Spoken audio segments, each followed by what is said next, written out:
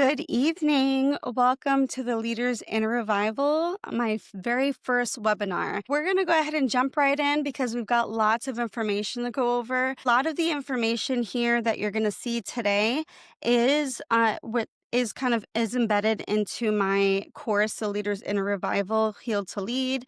And it's also can be found in my book. Obviously, the book will go into a lot more detail, but this is going to be some really good information. So if you are ready, and I'll say this again in a little bit, but get out a pen and paper. We're going to go over a lot of information that you might want to hang on to and go back to refer to later. I just wanted to start by introducing myself and why I feel like I should be here giving you this information. So my name is Stephanie Roberts. I am a former K-12 principal. I'm a wife and a mother of 3. I have a 20-year-old, I have a 14-year-old, and I have a 6-year-old. Again, I was a K-12 principal for 3 years. A lot of my leadership really revolved around leadership development and healing. And while I realized that education was something I'm really good at, even being a teacher was something I wanted to do my entire life, when I stepped into leadership, where I really thrived in was in the area of really helping people heal, helping them to see like the best versions of themselves, be the best versions of themselves, and then really having this gift to look at leaders and help pull out the leader in them and seeing it before they saw it in themselves. When I lost my job and I ended up, what's the next step for me? I had to really think about which way I was going to go with. And at first I was thinking I was going to be more education consulting. When I thought about where my zone of genius was versus my zone of excellence, it definitely was in the area of people and leadership development over education. However, I think the reason why people are able to really get revelations from my videos and a lot of the feedback that I get is that it brings a lot of clarity to topics, Bible stories versus that they had heard before, is because I was an elementary school teacher. So the way that I'm able to process information and put it out, if you're able to explain something to a kindergartner, you can really explain it to anybody. So a lot of my style combines psychology, trauma-informed practices, and biblical truth, okay? It's important when we think about our leadership development, our personal development, that we bring into play both the psychology and faith, because psychology tells us why we feel a certain way, why we behave a certain way. It really explains all those choices that we make, but our faith is what gives it purpose, right? One thing that I say over and over and over again is that God does not waste pain. He does not waste pain. Your pain is always for a purpose. And some of us go through it more than others. Some of us go through pain and trauma a lot earlier than others, but really there is purpose in that. I now see that everything that I've been through is so that I can kind of take it, make sense of it, and then bring healing and personal development to other people. So that's definitely the area that I thrive in, even as a teacher, even as a principal. The biggest thing that I wanted for my staff, for my students, was always for them to be the best versions of themselves. I really do believe that when you walk authentically, when you are vulnerable, and I know that a lot of people struggle with vulnerability and insecurities, but when you are vulnerable and you walk authentically as yourself, you give other people the permission to do the same. And so when I decided to leave education permanently, well, I guess maybe not permanently because I'm going to be doing being in education, but in a different capacity. And I was trying to determine what I was going to be doing. I knew that God was calling me to focus on leadership development. He was telling me that I have to do this in the most vulnerable, keep it real way. And it took a lot for me to even get to that point, to even allow myself to be that visible and that vulnerable on social media. And so one of the things that I have not been able to fully do is put out my full testimony. I've been putting it out bits and pieces, but I was waiting for a podcast or something like this to really kind of talk about how it all comes together. I'm not going to go through my whole life story. A lot of the trauma, the wounds were very emotional. Even coming out of high school, I became pregnant right away. I had my daughter when I was almost 19 years old to put my life on hold. So I actually didn't even become a teacher until I was 30 years old. So I didn't even graduate with my bachelor's degree until I was 30. By 36, I was a principal, which ultimately was my goal, right? It was my lifelong goal. But the reality is when you are thrown into adulthood, so when you don't, as an adolescent, really fully understand who you are as an adolescent, as a person, and then you go straight from being a high school student to being a mom, you are thrown into that mom life, that homemaker. That's where your identity is rooted in. And so for those of us who became moms really young, we didn't have the opportunity to really develop our own identity before we had to raise someone else. So when I became a mom, I was basically a kid myself, and here I am now, raising a kid. One of the things that I realized is that I developed myself so much professionally. A lot of it was because even growing up, I rooted a lot of my identity, a lot of my worth to my performance. My identity was rooted in my achievement. When I came into leadership, a lot of those childhood wounds, even though on the outside I was like a grown woman and successful, but a lot of my burnout, my own insecurities, the people pleasing, that was all rooted in my childhood wounds. The focus of this webinar and eventually my podcast is really to identify how those childhood wounds are showing up in your adulthood and in your leadership, in your career, how they're negatively impacting your career, your leadership, your life, how you live, how you love. Then also identify where the root is, because a lot of the times we are so focused on the symptoms, the depression, the sadness. Depression is only a symptom. It's a symptom of, typically it's rejection. Dig deep and figure out where is that even coming from. We find ourselves in the same patterns over and over and over again because we're not actually digging down to the root and identifying where those things are coming from. Jesus himself, in Luke 10, when he commissions the 72 and he sends out the 72, he actually warns them ahead of time of all the barriers they're going to face, right? He doesn't sugarcoat this walk. And in no way does the Bible tell us that life is going to be easy. We're going to come up against challenges. We're going to come up against people who reject us. When I was reading this, it really just kind of lays it out for us. In Luke 9, Jesus is like, follow me, right? Luke 9, he gathers his followers. Luke 10, he's like, okay, now you're gone, right? So number one, when we feel called or we feel like there's an anointing and sometimes we feel like we're not qualified or we feel like we're not good enough and there's other people who know more than us, know that whenever it's time for you to go, it's time for you to go. And that's what we see here in Luke 10. And so it says, after this, the Lord appointed 72 others, and he sent them ahead of him in pairs to every town and place where he himself was about to go. He told them, the harvest is abundant, but the workers are few. Therefore, pray to the Lord of the harvest to send out workers into his harvest. Now go, I'm sending you out like lambs among wolves. So right there, he's immediately telling us that we're appointed. In this story, he's sending them out two at a time with one other person. So in that, what I got from that is that there are people who are supposed to be walking this road with us. Not everybody is meant to walk this road with us. Jesus does assign certain people to walk this road with us. And he says it's not going to be an easy journey, but I'm going to send the right people. But look what he says next. I'm sending you out like lambs among wolves.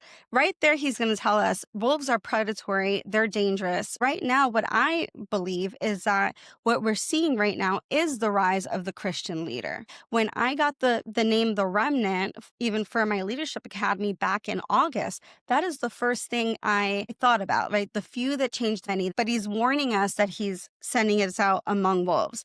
But then he says, don't carry a money bag. So he's removing financial security. Basically, no travel bag and no extra pair of sandals. So no extra clothes, no extra sandals. He's removing our backup plans. And that's really how God has us move. So many of people, when I'm going into these coaching sessions, now that people are taking advantage of the free clarity calls, I'm realizing that so many people are actually in a very similar place where they're in this in between season, this waiting season, where they no longer identify with their old self, but their identity doesn't quite align with their calling just yet, right? And they're kind of, and that really is the wilderness season where you're no longer quite in bondage, but you might be repeating some of the same habits. You haven't quite renewed your mind just yet. So then he says there, then the next thing he says is, you go to a household, you say, peace to this household. If a person of peace is there, your peace will rest on him. But if not, it will return to you. Remain in the same house, eating and drinking what they offer, for the worker is worthy of his wages. So there's two things there. Number one, he's saying, if for whatever reason the peace does not rest on him, then you leave, right? And that's what he's saying later on. He says, when you enter a town and they don't welcome you, go out into a street and streets and say, we are wiping off even the dust of your town that clings to our feet. So right there, Jesus is giving us the permission to have boundaries with people. Right? So when we talk about our healing, a lot of us are having a hard time setting those boundaries, but Jesus himself gives us permission to set boundaries. That's a lot of the reason why we go into these cycles of hurt, because we think that turning our cheek means we allow somebody to hit us again and again. Turning the cheek only means we don't seek revenge. That's the only thing it means. Okay. Besides that, Jesus is not telling us that we should be in places where we're not appreciated, where we're being rejected, where people are hurting us.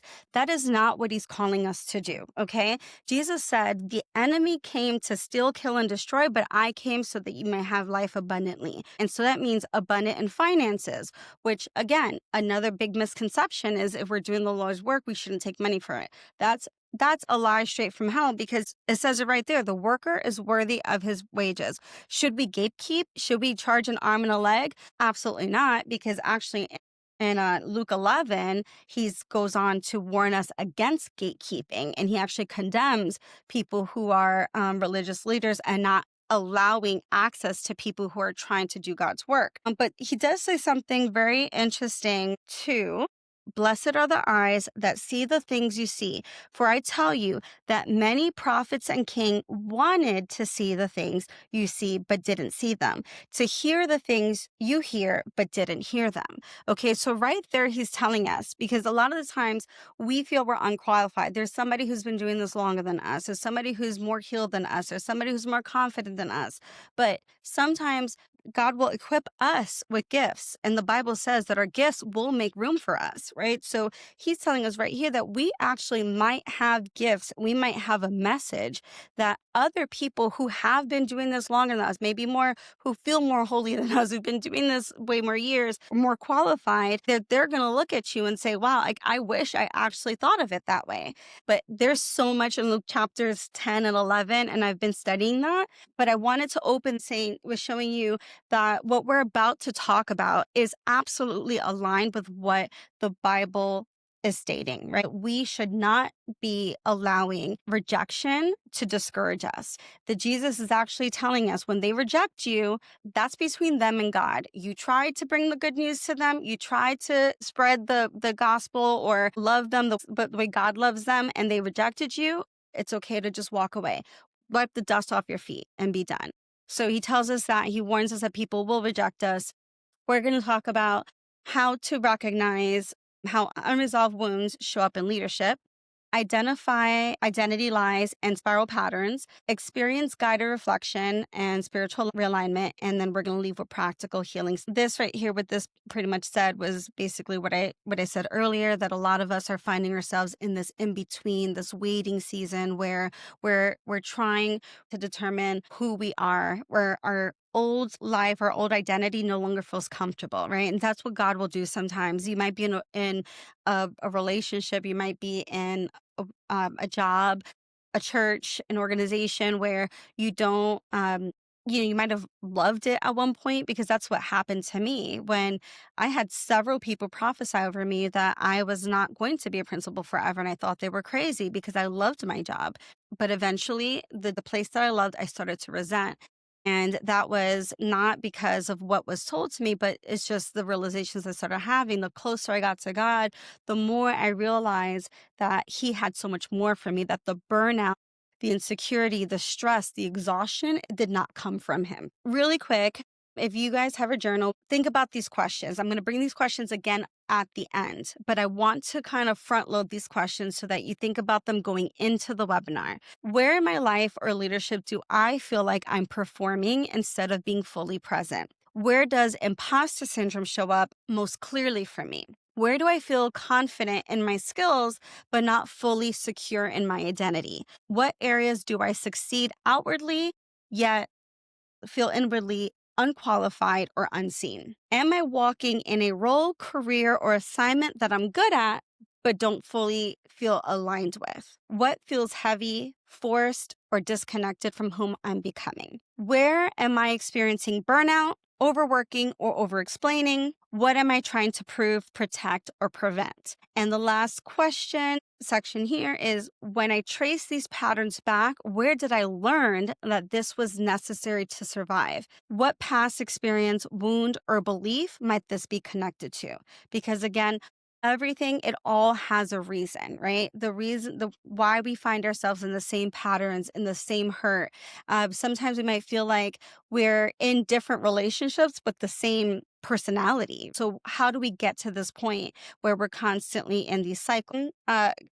I'm framing the space and putting some healing norms. So this webinar is not meant to fix you because you are not broken. Okay. So we want to get out of the mindset that we're broken, that there's something wrong with us. This is just a place where God is going to help us notice what He's trying to help us reveal. Grab a pen and paper because healing does require reflection, and there's going to be some theory things that I'm going to be talking about that you might want to write down. Remember that healing is not linear. It comes in layers. There's some things that we think that we have healed from, and then they come back around. The spirit of rejection is something that had a chokehold on me. And I thought that just because I had healed rejection when it came to relationships, like romantic relationships, that I couldn't experience it somewhere else. But then when I lost my job, there was like a deep hurt in my heart. And I was like, what is this? What is this that I'm feeling? Because yes, I loved my career, but why am I feeling this so deeply? And I'm like, oh, okay, hello, rejection, my old friend. So it's like really understanding when we feel a certain way, where is it actually rooted down? Where's it coming from? Because you're not just feeling sad, right? We're not just feeling depressed. There is a specific trigger that is making us feel that way. And that's what we have to start getting comfortable with identifying. Once we get comfortable with identifying those things, we're able to kind of move through our emotions a lot faster. And God heals by revealing, not hiding. A lot of the times we think we've healed for something, but we just kind of just stop talking about it, right? So we want to get away from that, where we're avoiding and we're actually confronting it. The key truth here is that God does not rush healing. He walks with us through the healing, right? And the reality is that healing is messy, it's painful. And sometimes when we start to go through our healing process, we start digging up a lot of our old hurts, we start getting nervous because it starts hurting. We start crying and we're like, oh no, I don't want to get into this like cycle of depression. But we don't realize that we're not experiencing a breakdown.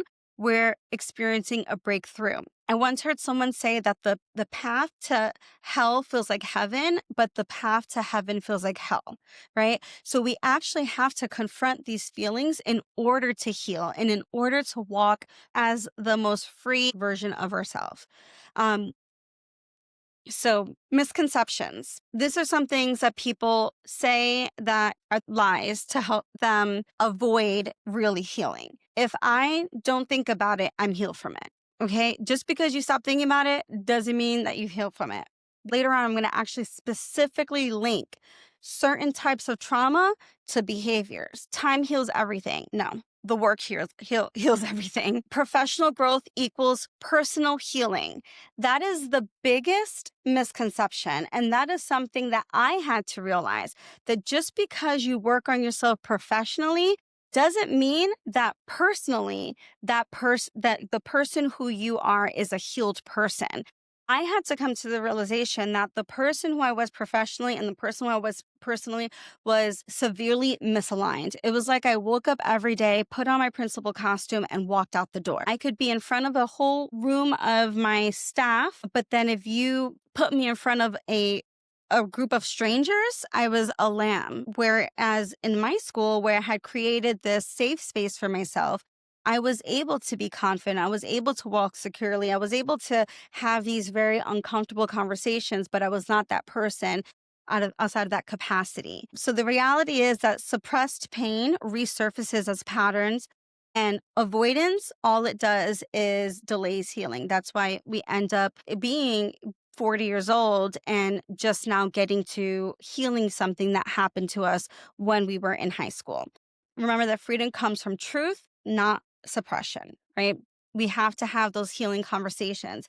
So basically, what we're doing in this webinar is the work before the work. The only thing we're doing in this webinar is identifying. When it says like the first step is to admit you have a problem, it's admitting that this is the issue. That part is probably is the hardest part. Right? Admitting to yourself that number one, these things even happened, why they happened, and maybe that admitting to yourself that there might be some things that you have to forgive yourself for. Healing isn't only about forgiving other people, but sometimes even forgiving yourself for allowing yourself to play small, allowing those people to keep you in a box, or keeping yourself in patterns of rejection, staying in places too long that were not conducive to your healing and to your progress. Leaders must recognize that leadership effectiveness is rooted in personal healing, emotional wholeness, and self-awareness.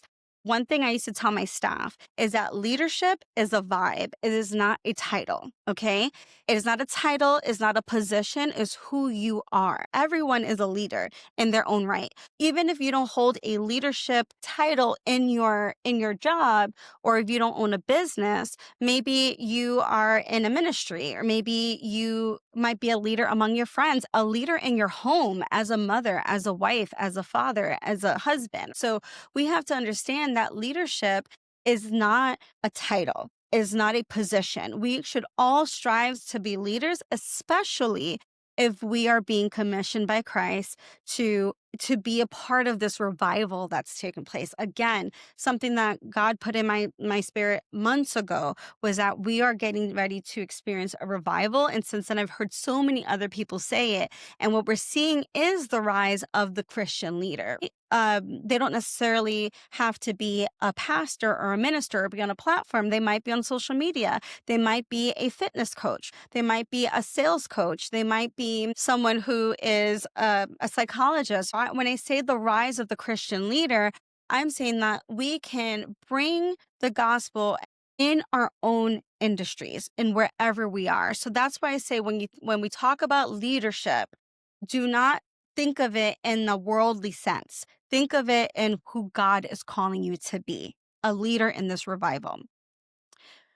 Okay, so here is the real deal, the practical steps to healing and identifying. So why healing is a leadership issue? What often goes unseen in leadership. Many leaders wear survival masks. Your survival mask might look like competence, and I mean highly competent in something. You have a lot of knowledge in something, and part of that knowledge is control.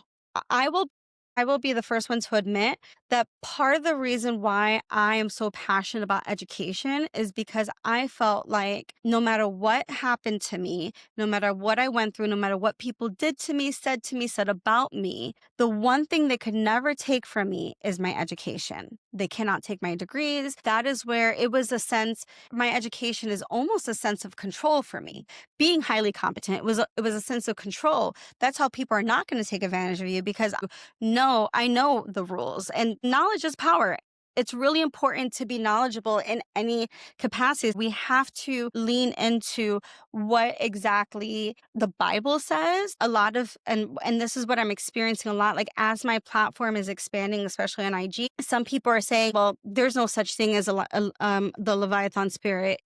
The Bible just says it's a serpent. Okay, well, clearly you're reading the Bible as a like superficial, literal sense. And really, when you start really digging deep into it, Isaiah 27, actually lays it out for us. Leviathan is slain, then the restoration and the redemption happens. And it's clearly in order. Nothing in the Bible is there unintentionally. Isaiah didn't just write and just to be poetic. It sounds a little poetic, but there's purpose to everything and intention to everything that is in the Bible. And that's why it's important when you're reading the Bible, in order to get revelations, you got to dig a little deeper. One thing I started doing recently was cross-referencing with the Hebrew and Greek concordance, really digging into the meanings of the symbolism in the Bible, the numbers. And when we actually start seeing these things, there's so much of the Bible that is directly related to our healing. And that's where I've been getting a lot of revelation. So we can appear strong while silently burning out. And I am guilty of that. What looks like confidence is sometimes self-protection and not capacity. When internal safety is missing, success begins to feel threatening. Before I kind of move on to the next section here with confidence and the upper limit, I want you to look over at the Maslow's hierarchy of needs. And I talk about this all the time with people when it comes to the healing. This was introduced to me when I was going to school to get my bachelor's in education. Maslow's hierarchy of needs starts with bottom level is physiological needs: breathing, food, water, shelter, clothing, sleep. Basic needs that we have. Above that, the next level is safety and security. Your health, your employment, property, family, social ability. I would also put education and safety and security.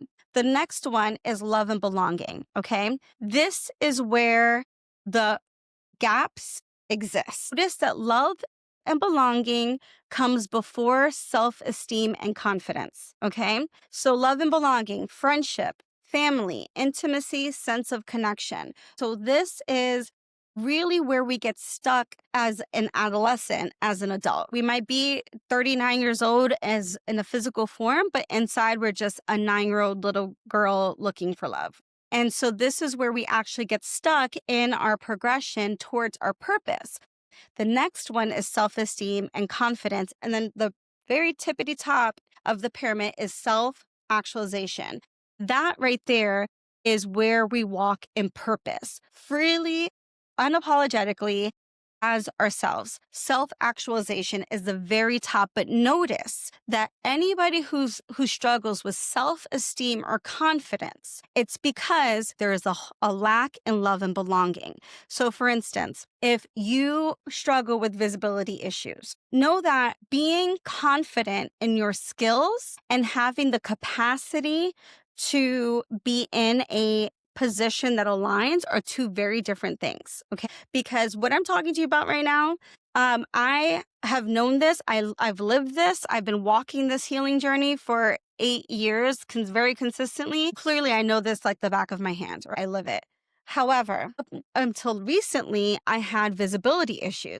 Not because I didn't know what I was talking about, because in my head, it's like, well, nobody wants to hear from you. What are people going to say? The judgment, the insecurity. What are your friends going to say? What are your family going to say? We know that we have these skills, but we don't have the courage to now make a video and post about it, or apply for that dream job, or go for the promotion, or take the risk, is because we have a fear of rejection. That fear of rejection comes from that love and belonging. So that's where we talk about going back and doing the work before the work, right? And identifying where is that rejection coming from. That often comes from adolescence. That's when we're being developed, we're being nurtured, and we don't quite have the emotional language to process what's happening to us. So very early, sometimes we're made to, and unintentionally, like I did a whole video on Mephibosheth in the Bible, and he was lame in both feet. He was disabled. And the reason why he was disabled is because when he was very young, his nurse picked him up in her own fear, ran with him and dropped him. And he ends up becoming disabled. And so then later on, and when he's an adult, David comes because Mephibosheth is a descendant of he comes and he's like, is there anyone here from that family? And like the servant or someone, she's like, oh, just so and so, he's nobody. Counted him out because he was disabled. And King David actually still invited him to his king's table. And when he actually invited him to be elevated, Mephibosheth's response was, "A dog like me?" Right? It was because he was lame in both feet. But when we think about this in a modern day sense, a lot of our childhood wounds come from people who thought they were protecting us or who thought that they were doing the best they could to raise us. And especially when it comes to our parents, we have to understand that sometimes our parents, they did a better job than their parents did. Their parents did a better job than their parents did, right? And we're going to do a better job than us. And hopefully our kids do a better job than we did, right? And so know that, it's not always, some things are intentional, but they're not always 100% intentional. And sometimes our parents just don't possess the emotional language themselves to teach us. And so when things happen to us, because they kind of look at it like the physiological needs were met, the food, the water, the shelter, and the other needs weren't less, that they did their job. But it's not to say that they were doing it in a way that was hurtful. They were just thinking like that was my job, right? Like, and also, if you're like an '80s baby or older, we're coming from a time where it was it's very taboo, right? To go to counseling and to talk about feelings. Like this is all still very new. And even talking to our own children about it, it's still very new. Another thing is confidence without healing creates an upper limit. When I say the upper limit, I want you to imagine an invisible ceiling. It's limit to where we feel comfortable in love, in conversations, in our own healing, in success and money and the risks that we're willing to take. And so what happens is we kind of approach this invisible ceiling and then we hit it. Especially like in relationships where we feel comfortable to a certain point and this starts getting too real and we're like, ooh, this is uncomfortable. When it's too real, it starts getting uncomfortable. So then we end up hitting this upper limit. But here's the thing. We have two choices. One is to self-sabotage and one is to push past it. Biblically speaking, this is what we call dying to our flesh. Dying to your flesh is literally painful. There are going to be times where you get to that point and you have to ask yourself, am I triggered? Why am I feeling this way? Right? Is this a real threat or is it just something that's unfamiliar?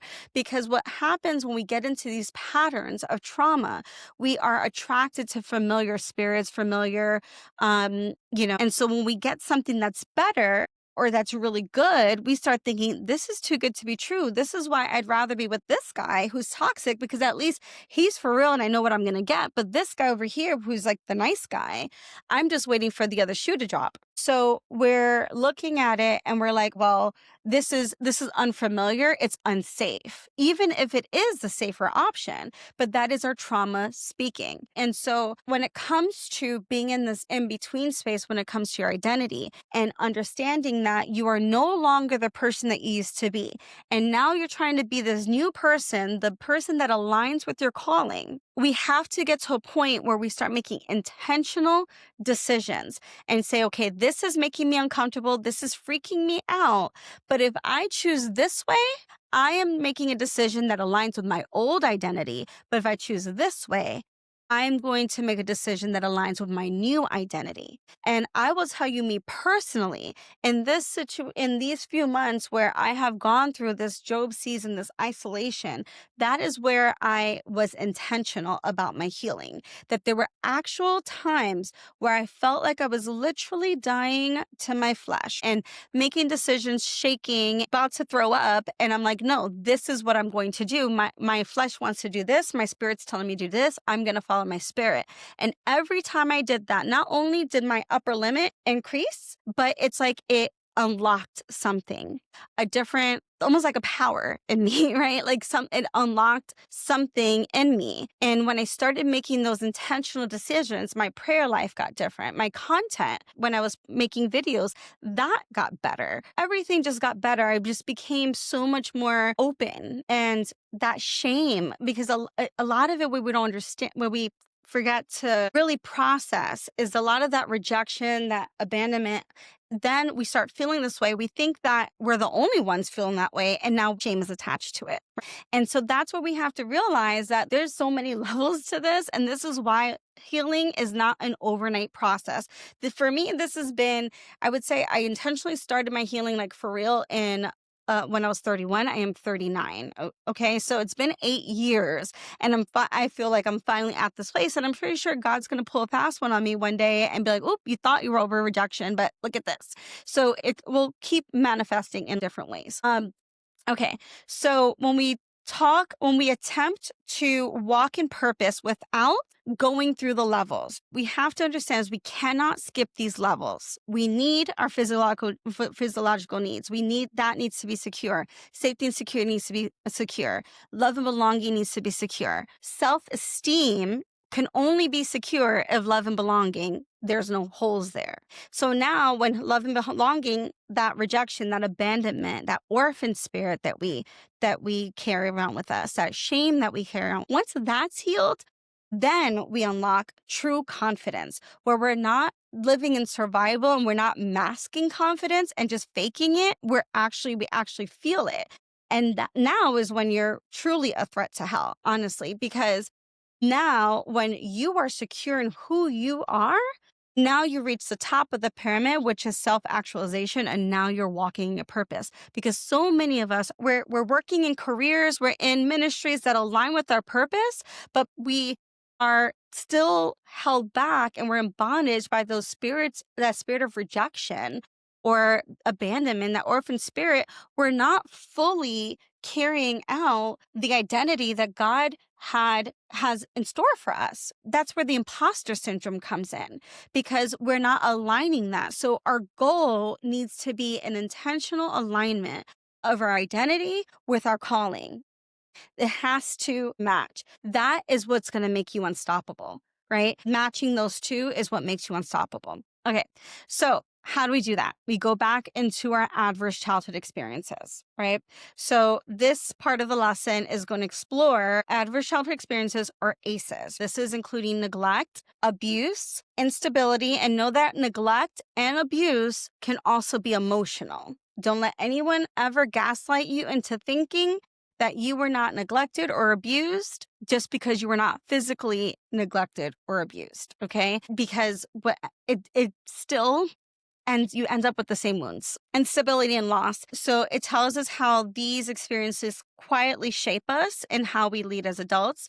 And so through a faith-based lens, this part of the module reminds us that our stories don't disqualify us. They qualify us to lead with empathy, humility, and compassion. Because again, God never wastes pain, okay? Having gone through those things, you are now a better leader, more empathetic, more compassionate, and your emotional intelligence is, once you're healed, is going to be unmatched compared to people around you, because you have lived these experiences. So you are bringing those experiences into your career, your ministry, your organization, your friend circle, your home, your relationship with your significant other, your children.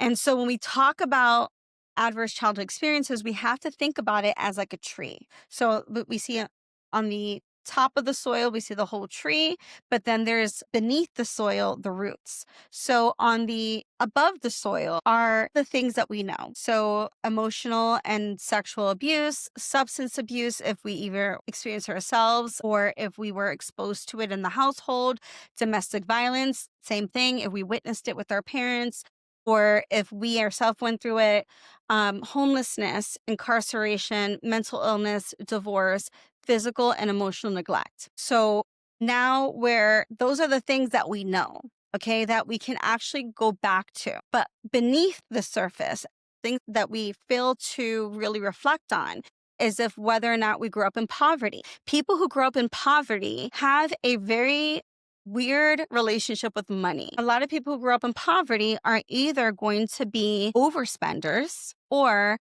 they overperform with money, or their achievement, their financial achievement is where they tie their identity. Okay. I make this amount of money because I never want to do this again. So yes, the Bible says that God is able to do exceedingly abundantly. But when we start looking at money that way, where it's tied to our identity, that's where it becomes an idol. And so those are the things that people don't even realize is an adverse childhood experience. Poverty is one. Also, the fact that when you live in poverty, and I saw this a lot as a principal, where the kids who are living in poverty, they have their experiences and how they see the world are so much more limited. My experiences also as a child that grew up in the Bronx. I grew up like in the projects in the Bronx until I moved to Florida for high school. And when you don't get to really see the world, when you live in poverty or like in the projects, like you live in this like little bubble and you don't have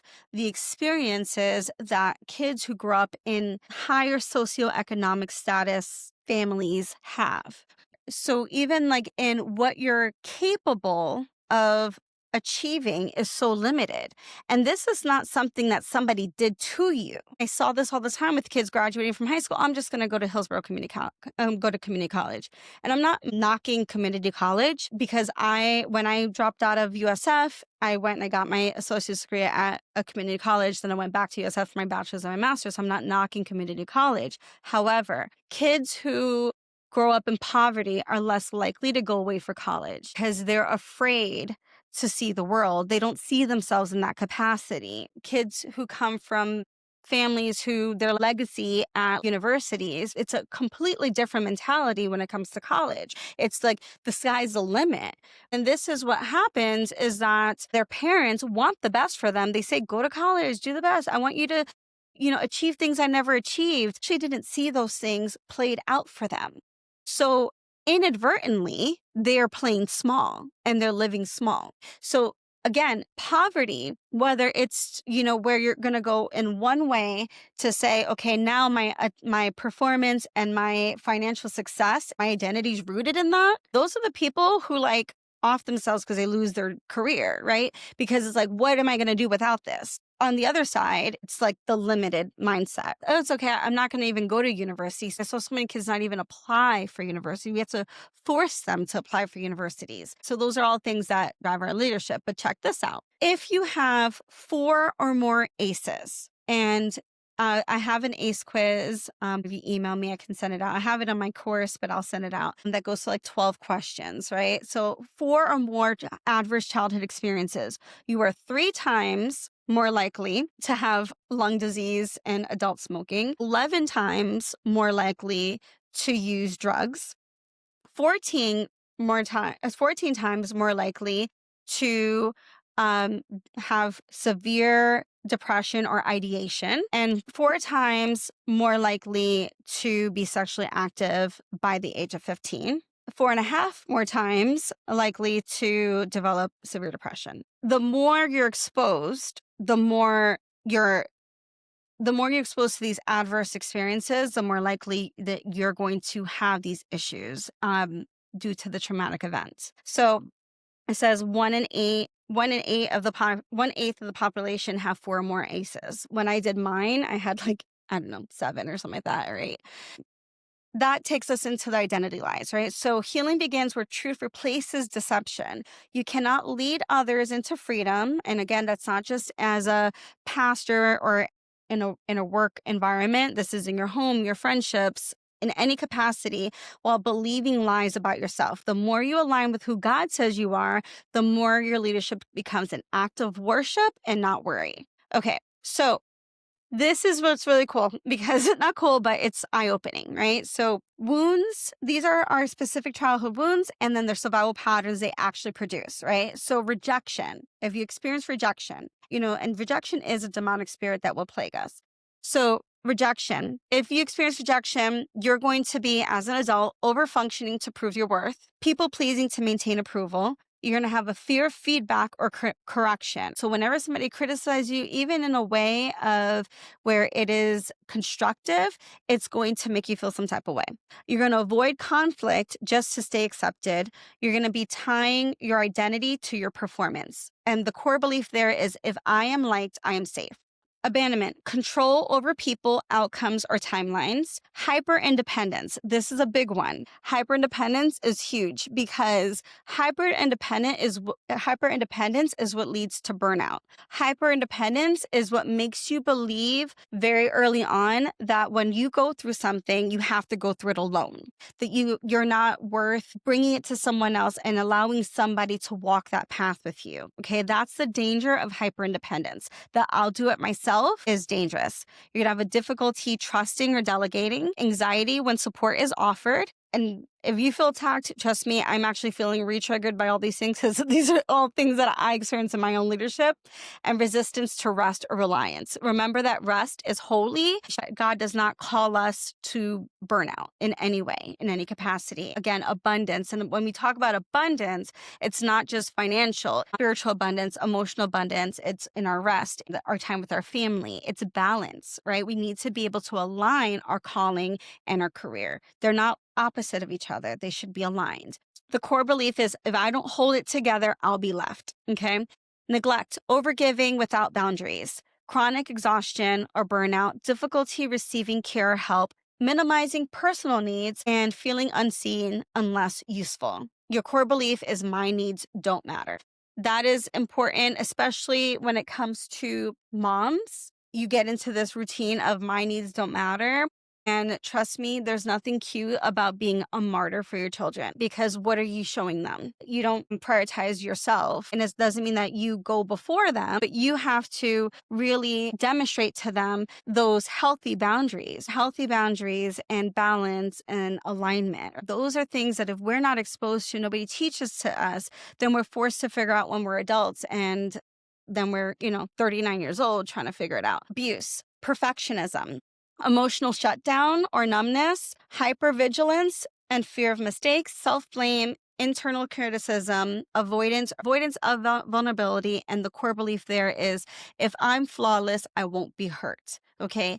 And these are all lies that I've actually experienced myself. The people pleasing, the overperformance, all of that. Like these are all lies that I've told myself and I held on to for a very, very long time. So a lot of these actually start working together. And again, these are all things that are happening internally. And if you're anything like me and you're used to being the strong one and you're used to being the one that has it together on the outside, nobody even notices that you're falling apart on the inside.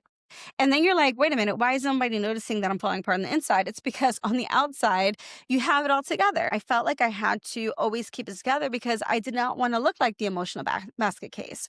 I didn't want to look like the one who didn't have it together. So it was hard for me to admit that I didn't, but I was actually dying on the inside and falling apart. You start really, getting to a point where I'll just deal with it on my own. But then what ends up happening is you end up imploding or you end up, going off on people and that type of thing. And it's because you're just holding so much on the inside. A big thing that I felt was like, because as a principal, I walked into this major role and mind you, I was successful as a principal.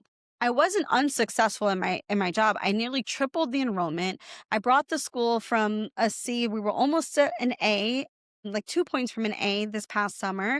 I completely turned the culture around of the school, the staff around.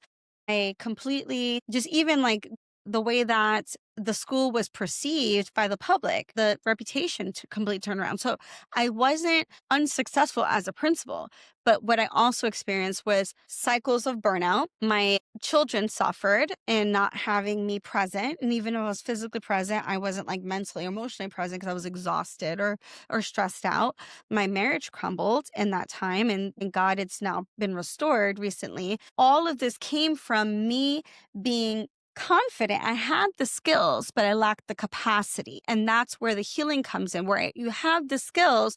So you're overperforming, overfunctioning, but I still felt unworthy of the position. I still felt imposter syndrome. So I was constantly overperforming just to prove my worth. I don't know to who. God just started separating me from that this past summer, where in the May, I completely crashed out, completely burned out. There was a time I was crying every day for 2 weeks. And I just felt like, okay, well, if I could just get the school to finally be a B, and we were like at the brink of being an A, if I could just get the enrollment here, then I'd have the respect. Then my bosses would look at me different.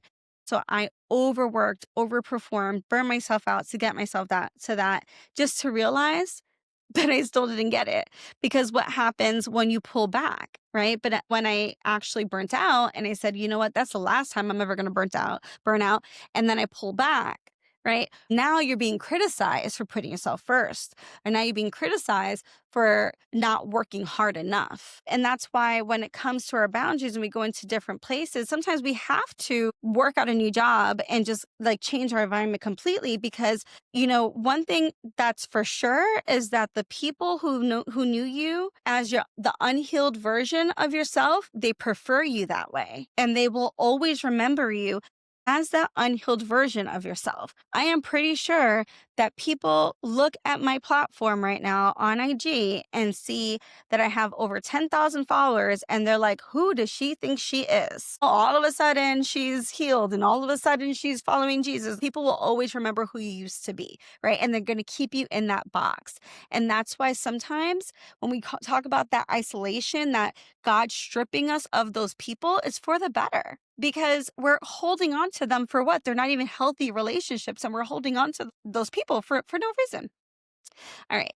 So this is what it looks like to rewrite the lie. If the lie says, if everyone's happy, I'm doing a good job, that comes from rejection and fear of disapproval. It shows up in your leadership by people pleasing, avoiding hard conversations. But God's truth is, I lead for obedience, not approval. Galatians 1:10. And then your personal declaration is, I am faithful to God's call, even when it disappoints people. Okay. This is why getting in your word and this is why knowing what it says in here is important. This is a weapon.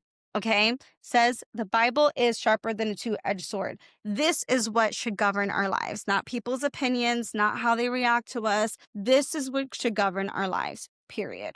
So if God says we should not burn out, if Jesus says in Luke 10 that if people reject us, we just dust it off our feet and keep it moving, then we dust it off and we keep it moving. This is what Jesus says. He gives us the permission when he commissions us to have holy boundaries. We're not called to burnt out. We're not called to allow people to abuse us. Okay. My worth is based on what I produce. This is something I struggled with. Where it comes from conditional love and achievement pressure. And when you feel achievement pressure from your family, they don't mean to put the pressure on you in a negative way. They really just want you to be successful. They really just want to be there for you and like to push you to be successful and for you to have the things they never had. But when you start to feel is that their love is conditional. And that's how I felt sometimes. If I didn't do really, really well, something really great or really bad, I was otherwise invisible. So it shows up in your leadership through overworking, burnout, identity, and performance. God's truth is, I am loved for who I am, not what I do. Your scripture for that is Psalm 46:10 and 2 Corinthians 12:9. Your personal declaration is, I rest knowing my worth is already settled. Number 3, the lie. I'm behind. I should be further along in life. Okay. Where this comes from? Comparison, which we know comparison is the thief of joy, and a scarcity mindset. How it shows up in your leadership: anxiety, striving, feeling inadequate. God's truth is, I am on time in God's plan. If it has not happened for you, it's because it's not in God's plan. Okay, we cannot look at someone else and where they are because it's not in God's plan, right? Psalm 138:8, and then your personal truth and declaration is, God's timing is my alignment, not my delay. Number 4, I'm not qualified or strong enough to lead. Where it comes from, that's rooted in shame, self-doubt, and past failure. That shows up in your leadership as imposter syndrome, hesitation, and insecurity. God's truth is, God qualifies the called. Okay. So it's not about you being qualified. Man does not validate your walk. God does. Philippians 4:13 and 2 Corinthians 12:9 again. And your personal truth declaration is, I lead in his strength, not my own. Number 5, if I don't hold it together, everything will fall apart. where that comes from. It comes from a fear of instability and childhood chaos. It shows up in your leadership as control, micromanagement, and stress. God's truth is God holds it together, right? We have to have this unhinged faith in God, right? Where we are truly submitted to God. And when it says let go, that we let go, okay? If you are still trying to control a situation, then you have not let go and your faith is still limited. You're still wrestling with unbelief, okay? Because control is rooted in fear, okay? And fear is not of God. So if we're still wrestling with control and trying to control a situation, do we really have faith and belief that God has it under control? We do not. That's the reality. We can't somewhat believe, we have to fully surrender. And that's why a lot of us get stuck in these wilderness seasons and these in-betweens, is because God is waiting to align your identity with your calling, because he cannot push you into the land of milk and honey if you're in wilderness walking around with Egypt on you. So sometimes we are delivered from rejection, but we're still acting and behaving like rejected people, because that's where the renewing of the mind comes in, where we have these identity lies and the things that we tell ourselves, but we have to not only rewrite the lie temporarily, but we have to live with that truth, and within our heart carry that truth with us.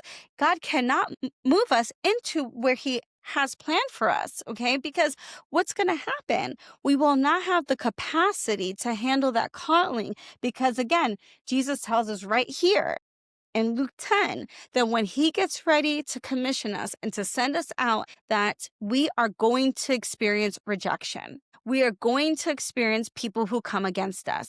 When we post the video, people are going to troll us. Literally, somebody called me a Jezebel. One of my videos. And so people are going to reject us, and we have to, and he tells us, sit off, keep it moving. It literally says that God will deal with them. It says, it's actually worse than God will deal with them. What he actually says is, I tell you, on that day, it will be more tolerable for Sodom than for that town. That's bad. I mean, you took it easier on Sodom than those people who reject you, because we also know that it says that in John 10, that his sheep will know his voice. When you enter through the gate, which is Jesus, and you go to bring them the good news and show them the love of Christ, his sheep will recognize that, and they'll recognize the anointing on you. Otherwise, you dust it off and you keep it moving and you put those boundaries up. And we don't try again and again and again. No one understands me. I have to do this alone. That comes from abandonment and isolation. When you learn from very young that you have to deal with your feelings on your own. No one's coming to save you. You're made to believe in some capacity that your feelings don't matter, that nobody cares about what you're going through. Then you get this like hyper independence. So it shows up avoidance and disconnection. God's truth is, I am seen, supported, and surrounded. Okay. We have to make those intentional decisions about who is around us, and pray that God gives us the discernment to know who are the people who are supposed to be on this journey with us. So when he sends us out 2 by 2, he also says this: don't carry a money bag, traveling bag, or sandals. So again, he takes away all of our backup plans, or our money, our financial security, all of it, right? He's going to strip us of all of it. But then he says, don't greet anyone along the road. He's telling us right there that this road is hard and it is lonely. We will be lambs among wolves. He is not sugarcoating this walk. But what he does say is that we are protected, and he's giving us the authority to heal the sick, cast out demons, and to do his work. But then he does say later on, when the 72 return and they come back with joy and they're saying, Lord, even the demons submit to us in your name. He says, I watched Satan fall from heaven like lightning. Look, I have given you the authority to trample on snakes and scorpions and over all the power of the enemy. Nothing at all will harm you. However, this is where we can't forget that God gets the glory. However, don't rejoice that spirits submit to you, but rejoice that your names are written in heaven, not by our might, not by our own power, Only by the Holy Spirit are we able to do this. Last one here is what I'm doing doesn't matter. I've seen this, especially in people who want to start posting on social media. They have visibility issues. Nobody cares about what I have to say. It's going to be cringy. I had visibility issues. The only reason why I even started posting online is because I had gotten a prophecy from 4 different people that were very similar about me being in front of people. And then it came to a point where I was like, okay, well, I have to start aligning my identity and making intentional decisions because I don't even see myself as that person. So until I can see myself as that person and be authentically walking as that person, there's just no way God's going to make that happen for me because I'm going to sabotage it, right? So that's where we get stuck in those things where like those opportunities and have not been released to us because our identity has to align with that calling. So it shows up in your leadership as discouragement, resentment, because you can resent other people, and questioning your own purpose. God's truth is my unseen obedience is seen by God. Okay. So again, what you do in private, in your secret place, the time that you're in isolation, do not despise your isolation periods, your waiting seasons. Do not despise those seasons because that is where God is doing the work. That is where God is stripping you of everything that's not of him. So we see that in Joshua, right? Before the walls of Jericho, and they're coming out of the wilderness, God orders the circumcision of all the people who were born in that time, which was a lot, right? And the reason why he says that, and it's a really odd request, and it's like the paragraph is like this small, and it's like, okay, wait, this is random, a circumcision before they go. It's because he had to remove Egypt from them before they went on. Before the battles, before Jericho, it's that time where you're no longer in Egypt in bondage. Okay. Some people think they're in the wilderness, but they're still in Egypt. That's a conversation for another day. They're still in bondage. But when we're in the wilderness, we have to experience this renewing of our minds, our new habits. We have to retrain our nervous system because we only know how to act like an abandoned person. We only know how to act like a rejected person. We only know how to people please. So I know for me, I struggle with the balance. I'm either way too people pleasing or I'm a total, you know what, right? Like, it's like, where is the balance? Where's the in between? You have to practice being that person. When it comes to embracing this new identity, this identity that's aligned with who God called you to be, you have to actually look at this person. That's what I had to do. I had to say, okay, if people are saying that this is who I'm going to be, and this is the prophecy I'm getting, then what does that person do? How do they live? How do they walk? Right? How do they think? How do they behave? How do they respond? Right? These are the things that I had to do. And you start making intentional decisions that align your identity to that new identity and that calling. Okay. So here are the questions again. Now that we've gone through all of it and some people might have jumped on, I want to ask again. And you don't have to, this doesn't have to be out loud or anything like that, but where in my life or leadership do I feel like I'm performing instead of being fully present, right? Throughout this webinar, you might have not even realized that there were certain areas, but where does imposter syndrome show up most clearly? Where do I feel confident in my skills, but not fully secure in my identity? Okay, those are two totally different things. Confidence and capacity.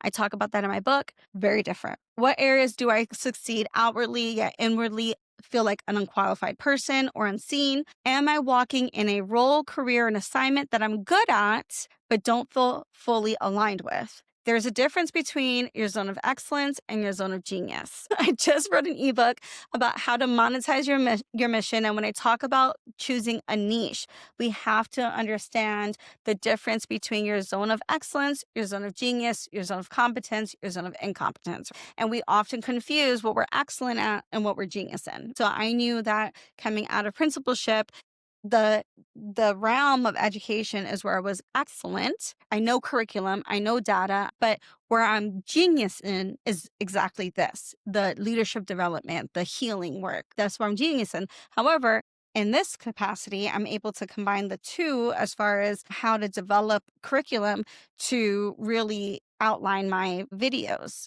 I know how to communicate information to where it lands. Again, I used to teach kindergartners at one point. Okay.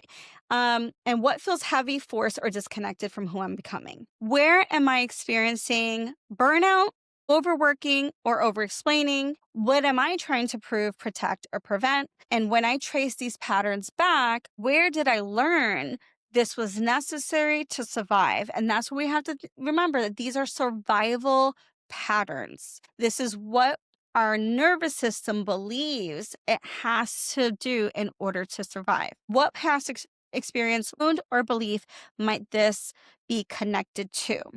I'm going to open up the chat here. So, next steps. No pressure. If you want to continue coaching, I have some introductory offers here.